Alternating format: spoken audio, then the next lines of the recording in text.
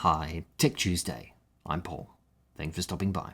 Now, two things I want to go through today. The first, a little bit of housekeeping on comments in the YouTube comment section below these videos. And then I'm going to draw you a network diagram, the basic network diagram of what I'm thinking about trying to create in my home network. So, let's begin. You might have noticed if you've been commenting or reading the comments on some of these videos recently that, well, maybe your comment hasn't been sticking there. I saw this already a couple of weeks ago, and others on YouTube are seeing it as well. The comments are just vanishing. There seems to be some kind of known issue. There's no fix right now, and it doesn't make any point if I scream about it. YouTube will just fix it when they fix it, if they fix it. Anyway, luckily, however, whenever you put a comment under one of my videos, I get an email notification. I'm able to read the entire thing. So I've now started the practice of reposting your comment under my videos. So thank you for the feedback. Thank you for the comments, and I will keep reposting them there. And in some cases, I just can't let you know because I don't have an existing comment from you on any other video. So in the case of a couple of weeks back, Tech Help Ubiquity or MikroTik, very nice comment. Thank you. Some great feedback from P. Wingit.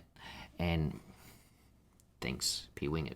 I can't find you on YouTube to be able to reply personally and say thank you, but I do reply and read every single comment I get. So I really appreciate the feedback. And some feedback here on Ubiquity, talking about some issues, saying that maybe, Ubiquity are releasing products quite early when all the bugs haven't quite been ironed out. And this is the reason why P. Wingit doesn't deploy this kind of gear into true enterprise class environments. Not enough product history or knowing what the issues are.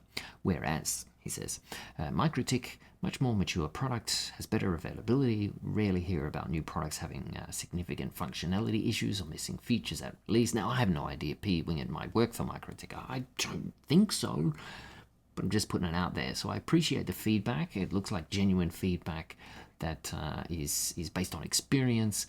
And so thank you for sharing it with me. Now, I haven't made a final decision yet, but I do have to say my mind is starting to explore more of MikroTik, and for at least the last couple of years I've been thinking about going with Ubiquity. But now as I start to dig into the details and based on feedback I'm receiving, MikroTik is getting a few more ticks. So thanks for this feedback, and I'll keep reposting these vanishing comments where I can. There's no links in this comment. There's nothing that makes me think that the YouTube bot should be unhappy, but for some reason, your comment is zapped. And when I post the exact same comment, it sticks. So I don't know what's going on there. But anyway, thank you again for sharing your feedback. It's really helping me on this home network journey build. Then, last week, MikroTik over Ubiquity, I said there's one big reason I'm thinking about the MikroTik. I mean, they both look like pretty good sets of equipment. And I talked about price. Now, Mike, thank you again for commenting and sharing your feedback. I got the whole thing. I've reposted it in that video. And you were doing some price hunting for me. Thank you. Going above and beyond. I really appreciate it. There's amazing feedback and that you're spending time having a look at this stuff for me. Thank you very much. And you were suggesting that, well, prices look pretty comparable. But I have to say, you got me thinking about this idea of a mini PC being the router. Of course, I have read about the pfSense and just getting a small Linux box or something like that, or even one of these Netgear purpose pfSense bits of kit. I am feeling like I'm going to lean towards more of a sort of off-the-shelf, plug it in, run it setup, like Ubiquity or like MikroTik, versus the mini PC option. But when I look at the tech, it's pretty cool. But if I see this mini computer, like the specs you mentioned here, 215 euros plus 50 euros, 45 euros delivery to Finland, plus I need to pay some import duty on that. So it'll be over 300 for sure. I mean, it's not so bad. However, I can get the MikroTik unit for 180 euros. So at least from where I'm sitting, it's quite a bit of a price difference. Of course, you might argue that that mini PC could do many more things, but I actually do like the idea of this little MikroTik unit being passive, no moving parts inside it, no fans, nothing like that. I don't know, maybe the other one is as well. I haven't actually looked at that. But anyway, cost kind of made me go, MikroTik.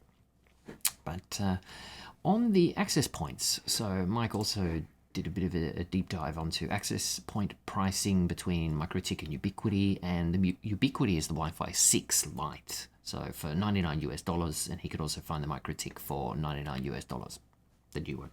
So pretty much the same, but you could argue that maybe Ubiquiti has a little bit more future-proof to it because it's Wi-Fi 6. I talked about that earlier, that I don't really see in my case a benefit to go towards Wi-Fi 6, but maybe you do. But the price difference for me buying in Finland from Europe, I can get the MikroTik latest cap for 85 euros. Whereas, and I've done price hunting around, but the cheapest price comes from the European Ubiquiti store, and it's 100 euros. So there's not a big price difference. We're only talking 15 euros there. So that might be the reason why you might decide, or someone else might decide, that, hey, I'll take the Ubiquiti because it's not much more, and maybe you see the extra benefit that Wi-Fi 6 capability is going to bring you. So one of the other points I want to talk about, and this is where I really should jump then to drawing a little network diagram to explain things, but Mike just finished off his comment telling a little bit about the kind of gear he's got. I really appreciate the feedback, some good learnings there, access points on different levels of the house. I definitely want to do the same thing.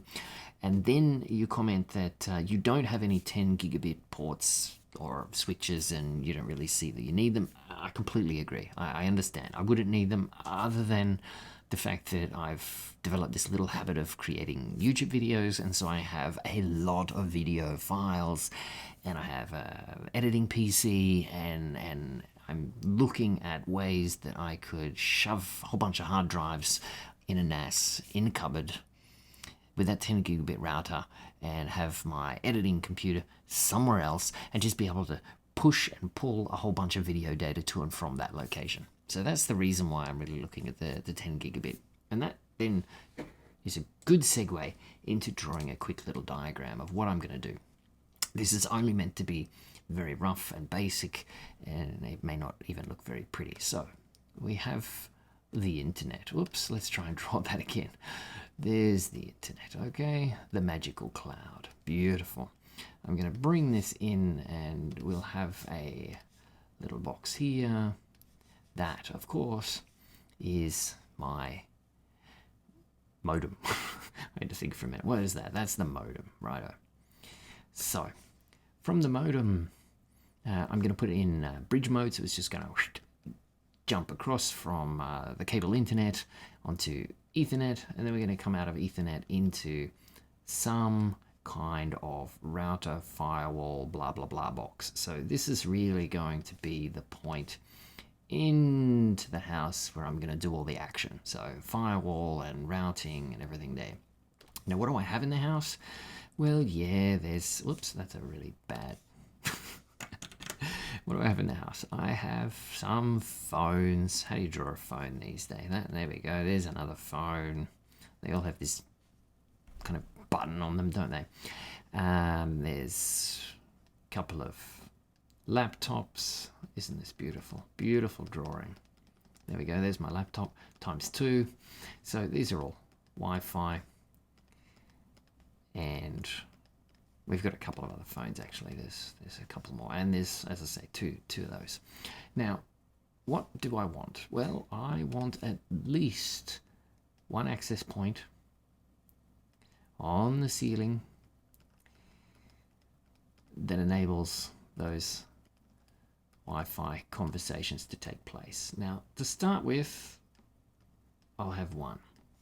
But, as Mike even hinted at, different levels, extra access points. I've read a few other comments on the same thing, and that's exactly what I'm going to look at doing too. So I reckon I'm going to have at least 3 access points. Isn't that my beautiful access point diagram?